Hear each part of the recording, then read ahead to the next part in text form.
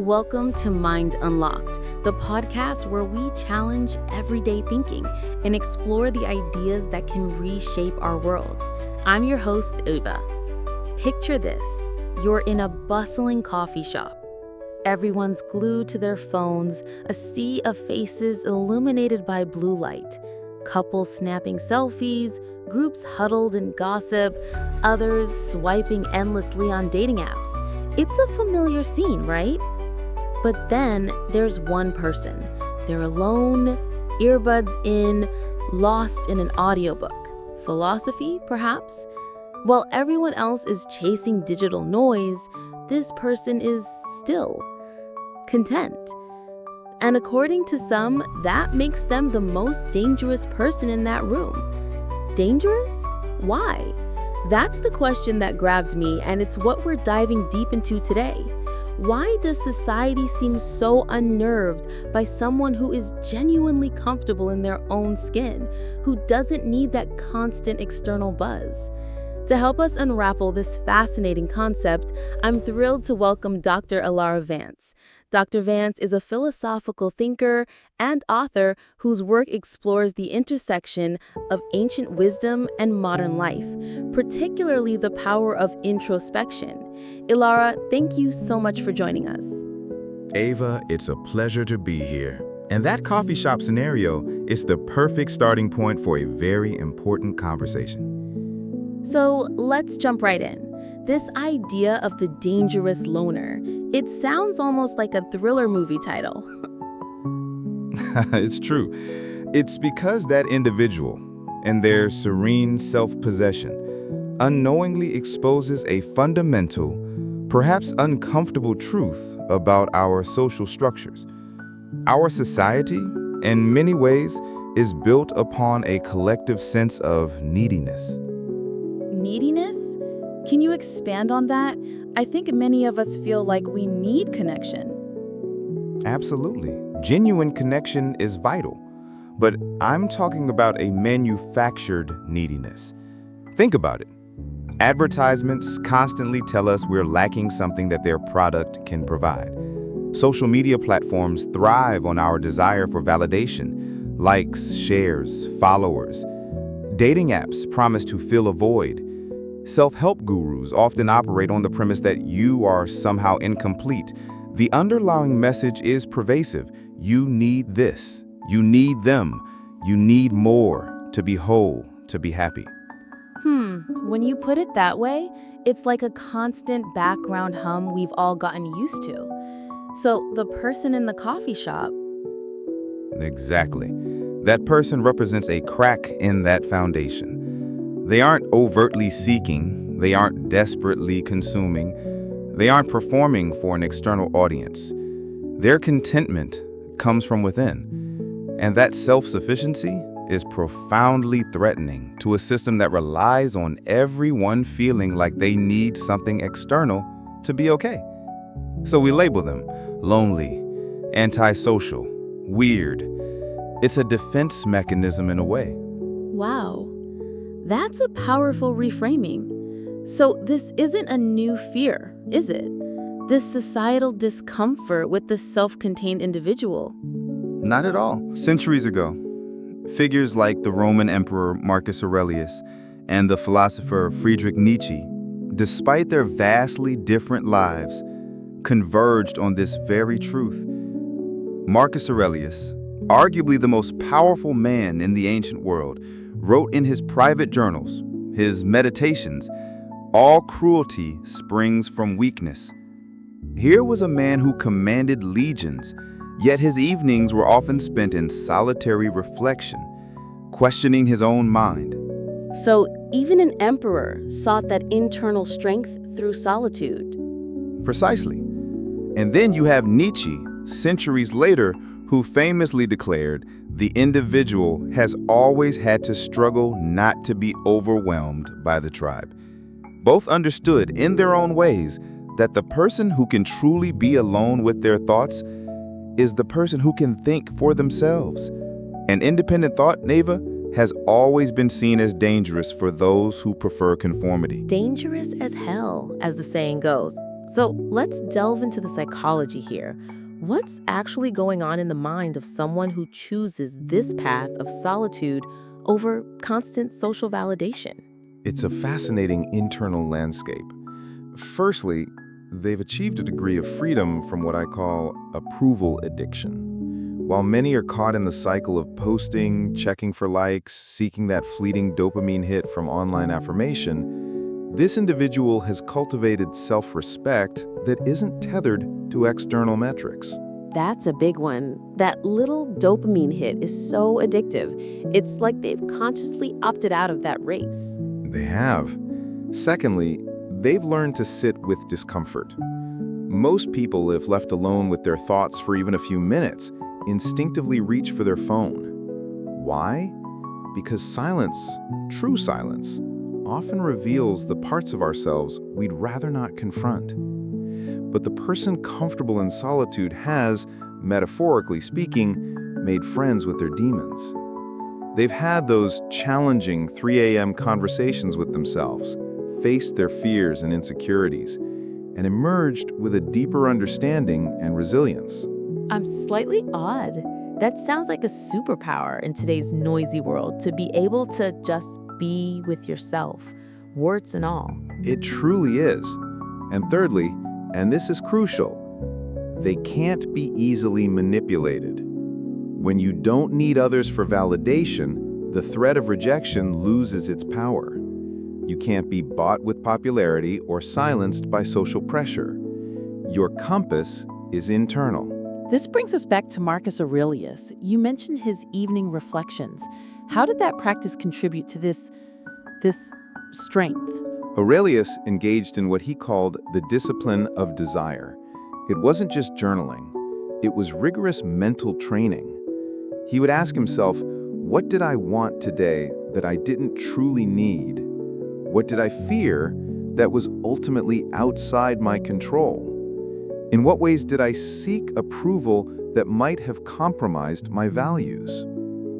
He was building psychological muscle. Psychological muscle. I love that. So by knowing himself so deeply, he became impervious to, what, social games? Precisely. When you've spent that quality time alone, examining your motivations, facing your shadow, the shallow games others play become transparent. Their opinions lose their grip. Their attempts at manipulation seem almost elementary. You become dangerous because you become free. And Nietzsche, how did he take this idea of self-reliance even further? Nietzsche proposed that the truly dangerous person is the one who creates their own values, rather than simply inheriting them from society. Most people operate with a moral code they never consciously chose. It's absorbed from parents, peers, culture. They're living, in a sense, by a script written by others. So questioning the very foundation of what we believe, that's a huge undertaking. It is. The person who spends time in solitude inevitably starts asking those uncomfortable questions. Why do I actually believe this? Who benefits from me holding this belief? If I had to construct my values from scratch, based on reason and experience, what would they be? This is where it gets truly radical. Once you think for yourself, you stop being predictable. You stop being controllable. You stop being just another cog in the consumer machine. I'm getting a silent moment here, processing. It's making me think about the words loneliness and solitude. We often use them interchangeably, but you're suggesting they're worlds apart. Absolutely. This is a critical distinction our society often blurs, largely because it benefits from that confusion. Loneliness is a state of lack. It's a painful feeling that something is missing, that you're incomplete, that you need someone or something else to fill an internal void. A lonely person is often a prime consumer, seeking external fixes. Right. They'll buy things to feel better, seek constant distraction. And solitude, on the other hand, is a state of wholeness. It's the ability to be complete within yourself, to genuinely enjoy your own company, to find peace and richness in silence. A person comfortable in solitude isn't desperately buying or seeking. They're often thinking, creating, being. And thinking people, as we've established, can be dangerous to systems that rely on thoughtless compliance. I'm starting to like this idea of being dangerous. So, based on these philosophers and your own work, Dr. Vance, can we identify some core principles, perhaps, pillars of this dangerous solitude? I believe there are 4 key pillars. First is radical self-honesty. The individual practicing this form of solitude learns to be brutally honest with themselves about their motivations, fears, and desires. No self-deception to feel comfortable. They face reality. This makes them adept at spotting insincerity in others. Radical self-honesty. That alone sounds like a lifelong practice. What's the second? The second is value independence. They develop their own moral code, rooted in reason, experience, and personal integrity, not just social pressure or inherited tradition. This doesn't mean they're amoral. Often they possess a deeper, more considered morality, but it's theirs. They can't be easily controlled by shame or guilt-tripping if their actions align with their own well-reasoned values. So their moral compass isn't outsourced. Got it. The third? Emotional self-sufficiency. They don't depend on others for their core emotional well-being. They've learned to regulate their own emotions, to be their own source of strength and peace. This means they can't be easily manipulated emotionally. They don't need your approval or love to feel good about themselves, though they may value connection. So true, that need for external emotional propping up. And the fourth pillar? Intellectual courage. They are willing to think thoughts that challenge the status quo, to question beliefs others take for granted, and to follow evidence and reason even when it leads to uncomfortable or unpopular conclusions. They won't be silenced by social pressure if they believe a truth needs to be spoken. Radical self-honesty, value independence, emotional self-sufficiency, and intellectual courage. Repeating thoughtfully. These sound like aspirations for a very strong, centered individual. But let's be realistic, Elara. This path can't be easy. What's the price of this kind of dangerous independence? No, it's not a path without its challenges. People will misunderstand you. They might label you antisocial, arrogant, aloof, or as we said, weird. They may even try to pathologize your preference for solitude, suggesting there's something wrong with you. That sounds isolating. You may sometimes feel isolated, yes. It's important to distinguish this from loneliness. You might realize you're operating on a different level of consciousness than many around you, and that can create a sense of distance. Some relationships may falter or fade away, especially those built on your previous neediness. People who felt comfortable with a more dependent version of you might be threatened by your newfound independence. And of course, you'll face societal pressure to conform, to be more normal, more like everyone else. That's a significant price. It makes you wonder if it's worth it. But consider the alternative, Ava. The price of conformity is arguably far higher. It can be your authenticity, your individuality, perhaps even what some might call your soul. You sacrifice the unique music within you to hum along with the crowd. A stark choice when you put it like that. You've touched on why society might fear this self-sufficient individual. Could you elaborate on those reasons? Certainly. Economically, our consumer culture thrives on people buying things they don't need to impress people they don't particularly like or to fill an internal void. A self-content person simply isn't a great consumer in that sense. Socially, hierarchies often depend on people caring deeply about status, about fitting in, about climbing the ladder. If you don't care about those external markers of status, you can't be controlled by them. You become unpredictable. Politically, systems, even democratic ones, can sometimes rely on a populace that's easily swayed by popular opinion or rhetoric. Independent thinkers are harder to manipulate. And psychologically, your independence can be a mirror. It might remind others of their own dependence. Your contentment might highlight their discontent. Your freedom can make their perceived cages more visible. That can be deeply uncomfortable for some. It's like your very existence becomes an unintentional challenge to the status quo. So for our listeners who are resonating with this, who feel that pull towards a more authentic, self-directed life, how can they begin to cultivate this dangerous solitude in a healthy way? How can they apply this ancient wisdom in our modern, hyper-connected world? It begins with small, intentional steps. First, start with small doses of solitude.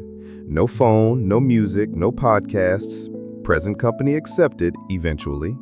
Just you and your thoughts. Begin with 10 minutes a day and gradually increase it. Second, practice that evening review like Marcus Aurelius. Reflect on your day. What did you do well? Where could you improve? What did you learn about yourself, your triggers, your desires? Third, question your beliefs regularly, in the spirit of Nietzsche. Don't accept ideas blindly because they're popular or traditional. Ask why and says who. Fourth, consciously develop your own moral code, based on reason, empathy, and your deepest values. Decide what kind of person you want to be. Fifth, learn to genuinely enjoy your own company. Find activities you love doing alone, reading, walking, creating, meditating, simply thinking. Build a rich inner life. And perhaps most challenging, actively work to stop seeking external validation. Detach your self-worth from likes, comments, and the approval of others. Find your value within. Those are very practical steps. It sounds like a journey of reclaiming oneself. It truly is. And here's the beautiful paradox, Ava. The person who genuinely doesn't need others often becomes the most attractive and magnetic to others. When you're complete in yourself, not needy or desperate, emanating your own strength and peace, that's incredibly compelling. Isn't that always the way? The moment you stop chasing something, it often finds its way to you. Precisely. But the crucial distinction is that the attraction is a byproduct, not the goal. Your relationships improve because you choose to be in them, not because you need to be. Friendships deepen when they're optional, based on genuine enjoyment rather than loneliness. Work can become more fulfilling when you're not desperate for your boss's approval, allowing you to focus on the intrinsic value of what you do. Life itself becomes more meaningful when you're not constantly looking over your shoulder for validation. I've had such an enlightening conversation, Dr. Vance. It's a call to a different way of being, a dangerous way, in the best possible sense. Dangerous to outdated norms, dangerous to manipulative systems, but deeply true to oneself. That's the essence of it. It's a call to become dangerous in your authenticity, dangerous in your independent thought, dangerous in your self-completion. The world desperately needs more people who can't be easily bought, manipulated, or silenced. People who are comfortable in their own skin and can sit with their thoughts without needing an escape. The world needs more people who are dangerous. Dr. Elara Vance, thank you so much for sharing your profound insights with us today. This has been truly mind-unlocking. The pleasure was all mine, Ava. Thank you for having me. Wow. I don't know about you, but that conversation has left me with so much to think about. That idea of dangerous solitude, it's not about being a threat, but about being unshakably yourself. If this episode resonated with you If it sparked something, I encourage you to share it with someone you think needs to hear this message. And we'd love to continue this conversation. Drop a comment on our platform or social media. What's one belief you've been carrying that you realize now you never consciously chose for yourself? What's one area where you've been seeking external validation instead of cultivating your own self-respect? Remember, in a world that often pushes us to fit in, perhaps the most radical, most dangerous act is learning to stand authentically and peacefully alone. I'm Ava, and this has been Mind Unlocked. Join us next time as we continue to explore the ideas that shape us. Until then, stay curious and perhaps stay a little dangerous.